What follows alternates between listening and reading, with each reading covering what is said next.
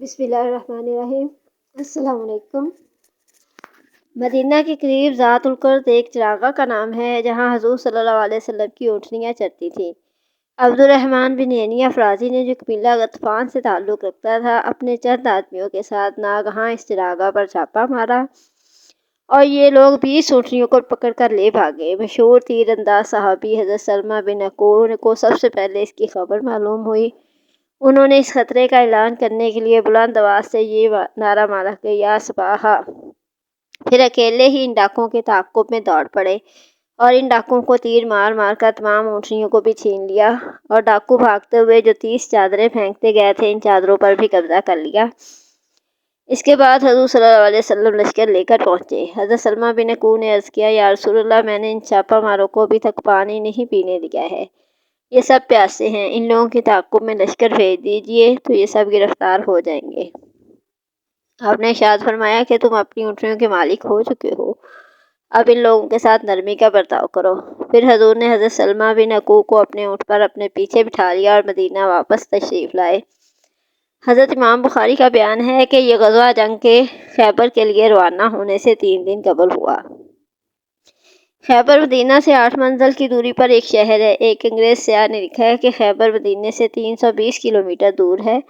یہ بڑا زرخیز علاقہ تھا اور یہاں عمدہ کھجوریں بکثرت پیدا ہوتی تھیں۔ عرب میں یہودیوں کا سب سے بڑا مرکز یہی خیبر تھا۔ یہاں کے یہودی عرب میں سب سے زیادہ مالدار اور جنگجو تھے اور ان کو اپنی مالی اور جنگی طاقتوں پر بڑا گھمنڈ تھا۔ یہ لوگ اسلام اور بانی اسلام کے بدترین دشمن تھے۔ یہاں یہودیوں نے بہت سے مضبوط قلعے بنا رکھے تھے جن میں سے بعض کے آثار اب تک موجود ہیں۔ ان میں سے 8 قلعے بہت مشہور تھے۔ تمام مورخین کا اس بات پر اتفاق ہے کہ جنگ خیبر محرم کے مہینے میں ہوئی، لیکن اس میں اختلاف ہے کہ سن 6 ہجری تھا یا 7 ہجری۔ غالباً اس اختلاف کی وجہ یہ ہے کہ بعض لوگ سن ہجری کی ابتدا محرم سے کرتے ہیں، اس لیے ان کے نزدیک محرم میں 7 ہجری شروع ہو گیا تھا، اور بعض لوگ سن ہجری کی ابتدا ربیع الاول سے کرتے ہیں کیونکہ رسول اللہ کی ہجرت ربیع الاول میں ہوئی، لہٰذا ان لوگوں کے نزدیک یہ محرم و صفر 6 ہجری کے تھے۔ جنگ خندق میں جن جن کفار عرب نے مدینہ پر حملہ کیا تھا ان میں خیبر کے یہودی بھی تھے، بلکہ در حقیقت وہی اس حملے کے بانی اور سب سے بڑے محرک تھے۔ چنانچہ بنو نذیر کے یہودی جب مدینہ سے جلا وطن کیے گئے تو یہودیوں کے جو رئیس خیبر چلے گئے تھے ان میں سے ہوئی بن اخطب اور ابو رافع اسلام بن ابی الحقیق نے تو مدینہ جا کر کفار قریش کو مدینہ پر حملے کے لیے ابھارا اور تمام قبائل کا دورہ کر کے کفار عرب کو جوش دلا کر برانگیتا کیا اور حملہ آوروں کی مالی امداد کے لیے پانی کی طرح روپیہ بہایا، اور خیبر کے تمام یہودیوں کو ساتھ لے کر یہودیوں کے یہ دونوں سردار حملہ کرنے والوں میں شامل رہے۔ ہوئی بن اخطب تو جنگ فریضہ میں قتل ہو گیا اور ابو رافع اسلام بن ابی الحقیق کو سن 6 ہجری میں حضرت عبداللہ بن عتیق انصاری نے اس کے محل میں داخل ہو کر قتل کر دیا۔ لیکن ان سب واقعات کے بعد بھی خیبر کے یہودی بیٹھ نہیں رہے، بلکہ اور زیادہ انتقام کی آگ ان کے سینوں میں بھڑکنے لگی۔ چنانچہ یہ لوگ مدینہ پر پھر ایک دوسرا حملہ کرنے کی تیاریاں کرنے لگے اور اس مقصد کے لیے قبیلہ غطفان کو بھی آمادہ کر لیا۔ قبیلہ غطفان عرب کا ایک بہت ہی طاقتور اور جنگجو قبیلہ تھا اور اس کی آبادی خیبر سے بالکل ہی متصل تھی، اور خیبر کے یہودی خود بھی عرب کے سب سے بڑے سرمایہ دار ہونے کے ساتھ ساتھ بہت ہی جنگ باز اور تلوار کے دھنی تھے۔ ان دونوں کے گٹھ جوڑ سے ایک بڑی طاقتور فوج تیار ہو گئی اور ان لوگوں نے مدینہ پر حملہ کر کے مسلمانوں کو تہس نہس کرنے کا پلان بنا لیا۔ جب رسول اللہ کو یہ خبر ملی کہ خیبر کے یہودی قبیلہ غطفان کو ساتھ لے کر مدینہ پر حملہ کرنے والے ہیں تو ان کی اس چڑھائی کو روکنے کے لیے 1600 صحابہ کرام کا لشکر ساتھ لے کر آپ خیبر روانہ ہوئے۔ مدینہ پر حضرت صبا بن عرفہ کو افسر مقرر فرمایا اور 3 جھنڈے تیار کرائے۔ ایک جھنڈا حضرت حباب بن منظر کو دیا، ایک جھنڈے کا لمبردار حضرت سعد بن عبادہ کو بنایا اور خاص سلم نبوی رضی اللہ عنہ کے دستے مبارک میں عنایت فرمایا اور ازواج مطہرات میں سے حضرت سلمہ کو اپنے ساتھ لیا۔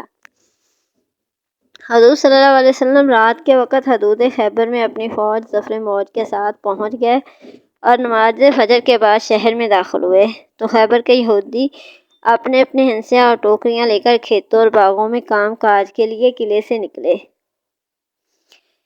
جب انہوں نے حضور کو دیکھا تو شور مچانے لگے اور چلا چلا کر کہنے لگے، خدا کی قسم لشکر کے ساتھ محمد ہیں۔ حضور نے فرمایا کہ خیبر برباد ہو گیا۔ بلا شبہ ہم جب کسی قوم کے میدان میں اتر پڑتے ہیں تو کفار کی صبح بری ہو جاتی ہے۔ حضرت ابو موسیٰ اشعری کہتے ہیں، جب حضور خیبر کی طرف متوجہ ہوئے تو صحابہ کرام بہت ہی بلند آوازوں سے نعرہ تکبیر لگانے لگے تو آپ نے فرمایا کہ اپنے اوپر نرمی برتو۔ تم لوگ کسی بہرے اور غائب کو تو نہیں پکار رہے ہو، بلکہ اس اللہ کو پکار رہے ہو جو سننے والا اور قریب ہے۔ میں حضور صلی اللہ علیہ وسلم کی سواری کے پیچھے لا حول ولا قوت الا باللہ کا وظیفہ پڑھ رہا تھا۔ جب آپ نے سنا تو مجھ کو فرمایا کہ کیا میں تم کو ایک ایسا کلمہ نہ بتا دوں جو جنت کے خزانوں میں سے ایک خزانہ ہے؟ میں نے عرض کیا، کیوں نہیں یا رسول اللہ، آپ پر میرے ماں باپ قربان۔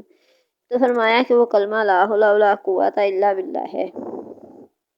یہودیوں نے جنگ کی تیاری کے لیے اپنی عورتوں اور بچوں کو ایک محفوظ قلعے میں پہنچا دیا اور راشن کا ذخیرہ قلعے نام میں جمع کر دیا اور فوجوں کو نتاتا اور کموس کے قلعوں میں اکٹھا کیا۔ ان میں سب سے زیادہ مضبوط اور محفوظ قلعہ کموس تھا اور مرہب یہودی یا عرب کے پیشانوں میں 1000 سوار کے برابر مانا جاتا تھا۔ اسی قلعے کا رئیس تھا سلام بن مشکم یہودی۔ گو بیمار تھا مگر وہ بھی قلعہ نتاتا میں فوجیں لے کر ڈٹا ہوا تھا۔ یہودیوں کے پاس تقریباً 20,000 فوج تھی جو مختلف قلعوں کی حفاظت کے لیے مورچہ بندی کیے ہوئے تھی۔ سب سے پہلے قلعہ نام پر معرکہ رائی ہوئی اور جم کر لڑائی ہوئی۔ حضرت محمود بن مسلمہ نے بڑی بہادری اور جان نثاری کے ساتھ جنگ کی مگر سخت گرمی اور لو کے تھپیڑوں کی وجہ سے ان پر پیاس کا غلبہ ہوگا۔ وہ قلعہ نام کی دیوار کے سائے کے نیچے سو گئے۔ کنانہ بن ابی الحقیق یہودی نے ان کو دیکھ لیا اور چھت سے ایک بہت بڑا پتھر ان کے اوپر گرا دیا جس سے ان کا سر کچل گیا اور یہ شہید ہو گئے۔ اس قلعے کو فتح کرنے میں 50 مسلمان زخمی ہو گئے لیکن قلعہ فتح ہو گیا۔ حضرت اسود رائی اسی قلعے کی جنگ میں شہادت سے سرفراز ہوئے۔ ان کا واقعہ یہ ہے کہ یہ ایک حبشی تھے جو خیبر کے کسی یہودی کی بکریاں چرایا کرتے تھے۔ جب یہودی جنگ کی تیاریاں کرنے لگے تو انہوں نے پوچھا کہ آخر تم لوگ کس سے جنگ کے لیے تیاریاں کر رہے ہو؟ یہودیوں نے کہا، آج ہم اس شخص سے جنگ کریں گے جو کہ نبوت کا دعویٰ کرتا ہے۔ یہ سن کر ان کے دل میں حضور صلی اللہ علیہ وسلم کی ملاقات کا جذبہ پیدا ہوا، چنانچہ یہ بکریاں لیے ہوئے بارگاہ رسالت میں حاضر ہو گئے اور حضور سے دریافت کیا کہ آپ کس چیز کی دعوت دیتے ہیں؟ آپ نے ان کے سامنے اسلام پیش کیا۔ انہوں نے عرض کیا، اگر میں مسلمان ہو جاؤں تو مجھے خداوند تعالیٰ کی طرف سے کیا اجر و ثواب ملے گا؟ آپ نے ارشاد فرمایا کہ تم کو جنت اور اس کی نعمتیں ملیں گی۔ انہوں نے فوراً ہی کلمہ پڑھ کر اسلام قبول کر لیا۔ پھر عرض کیا، یا رسول اللہ، یہ بکریاں میرے پاس امانت ہے، اب میں ان کا کیا کروں؟ آپ نے فرمایا، تم ان بکریوں کو قلعہ کی طرف ہانک دو اور ان کو کنکریوں سے مارو، یہ سب خود بخود اپنے مالک کے گھر پہنچ جائیں گی۔ چنانچہ یہ حضور صلی اللہ علیہ وسلم کا معجزہ تھا کہ انہوں نے بکریوں کو کنکریاں مار کر ہانک دیا اور وہ سب اپنے مالک کے گھر پہنچ گئیں۔ اس کے بعد یہ خوش نصیب حبشی ہتھیار پہن کر مجاہدین اسلام کی صف میں کھڑا ہو گیا اور انتہائی جوش و خروش کے ساتھ جہاد کرتے ہوئے شہید ہو گیا۔ جب حضور کو اس کی خبر ہوئی تو فرمایا کہ عمل قلیل و اجر کثیر، یعنی اس شخص نے بہت ہی کم عمل کیا اور بہت زیادہ اجر دیا گیا۔ پھر حضور نے ان کی لاش کو خیمہ میں لانے کا حکم دیا اور اس کی لاش کے سامنے کھڑے ہو کر آپ نے یہ بشارت سنائی کہ اللہ تعالیٰ نے اس کے کالے چہرے کو حسین بنا دیا، اس کے بدن کو خوشبودار بنا دیا اور 2 حوریں اس کو جنت میں ملی۔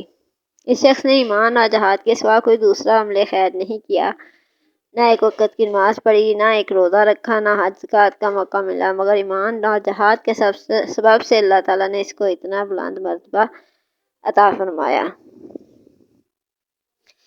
حضور کو پہلے ہی سے علم تھا کہ قبیلہ غطفان والے ضرور ہی خیبر والوں کی مدد کو آئیں گے، اس لیے آپ نے خیبر اور غطفان کے درمیان مقام رجی میں اپنی فوجوں کا ہیڈ کوارٹر بنایا اور خیموں بار برداری کے لیے مسلمانوں عورتوں کو بھی یہیں رکھا تھا اور یہیں سے نکل کر یہودیوں کے قلعوں پر حملہ کرتے تھے۔ قلعہ نامم کے بعد دوسرے قلعے بھی بآسانی اور بہت جلد فتح ہو گئے، لیکن قلعہ کموس جو کہ بہت ہی مضبوط اور محفوظ قلعہ تھا، یہاں یہودیوں کی فوجیں بھی بہت زیادہ تھیں اور یہودیوں کا سب سے بڑا بہادر مرہب خود اسے قلعے کی حفاظت کرتا تھا، اس لیے اس قلعے کو فتح کرنے میں بڑی دشواری ہوئی۔ کئی روز تک یہ مہم سر نہ ہو سکی۔